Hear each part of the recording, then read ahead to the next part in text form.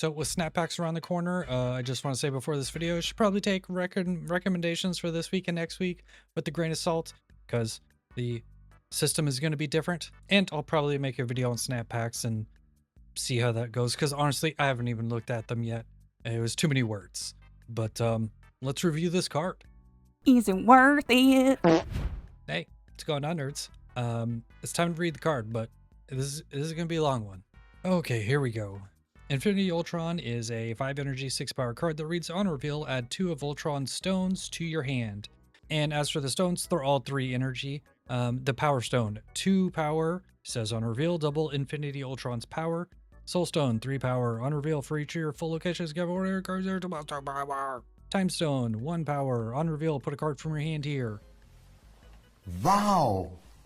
Space Stone, 4 power. On reveal, move the lowest power enemy card here to the location of Infinity Ultron. Reality Stone is 1 power. Says, on reveal, add a drone here. Set its power to Infinity Ultron's. Mind Stone, 2 power. Ongoing, your on reveal abilities here happen twice. Okay, so overall impressions of Ultron. That is a lot to think about. And I'll be honest, I really don't know what to think about this card.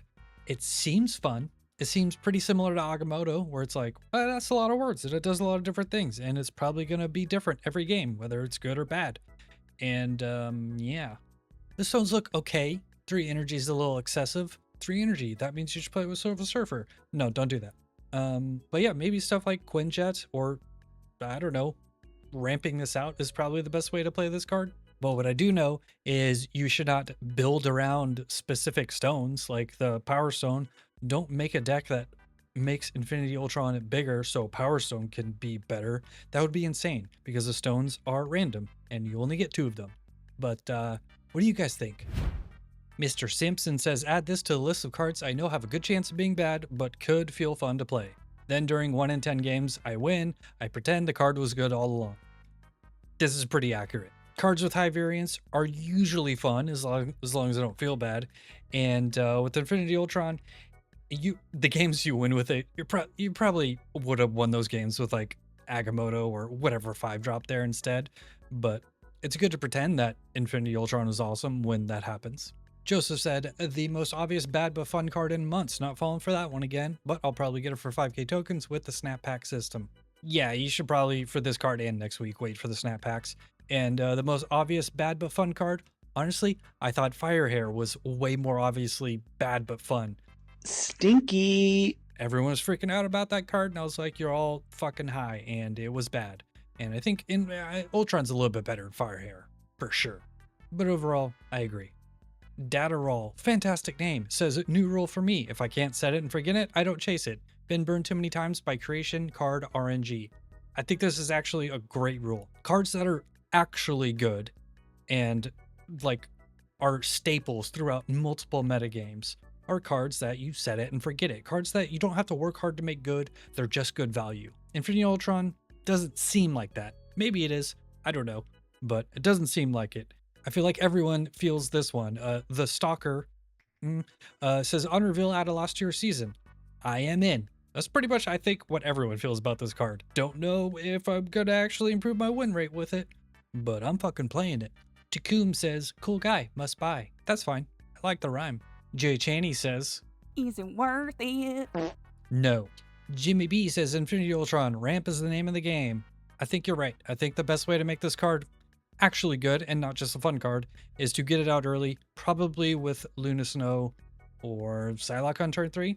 I don't know. This one by Marcus is more of a comment on the other people than it is on the card, but he's saying, looking forward to KM Best. I just made top 25 in the world with Infinity Ultron video, me getting the card and going down 20 ranks. And Camelot FC absolutely nails it. He said you could use the strategy to get top 25 too. You start in the top 20, shove the new card in an existing deck, and then you just lose, but also claim that you're the greatest thing ever in the game, and no matter what you make with a new card, it's great. Listen, I'll just say that people that have been like top of the ladder since the beta, they don't have to work as hard to stay there anymore. It's kind of like being rich. Listen, all I'll say about the top players on the ladder is not all of them. Some of them got to the top, much like a rich person then got to the top later in life. They were born rich, they had a lot of money. It's much easier for them to make money later on in life. All you have to do is just kind of keep putting in a little bit of work and you'll stay where you are. And then finally we got Burnock saying they really named him Infinity Ultron like he's the final boss, but he out here looking like a shiny toaster with daddy issues. Don't know where the daddy issues things comes from, but I do agree. Infinity Ultron's a very epic name for a character that doesn't look that epic. All right, the good and the bad. What makes this card potentially great, potentially fun, and what makes it probably shit? First thing here on the good, probably plug and play. I think Agamotto is a pretty good comparison here. They both add some variance to your deck that the opponent just doesn't know what to expect, and you can probably just shove this in pretty much any deck, and it won't be terrible, but it probably won't be fantastic either. It'll just be decent. And the second thing here, flexible. I guess this is sort of the same point.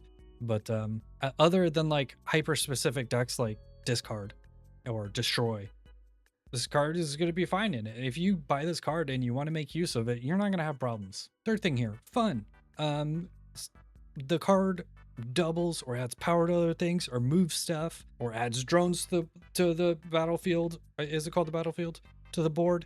And that's just inherently going to be fun. It's just everyone likes drawing cards and everyone likes fun variants, and Infinity Ultron sort of does all. It's like the regular Ultron. It's fun.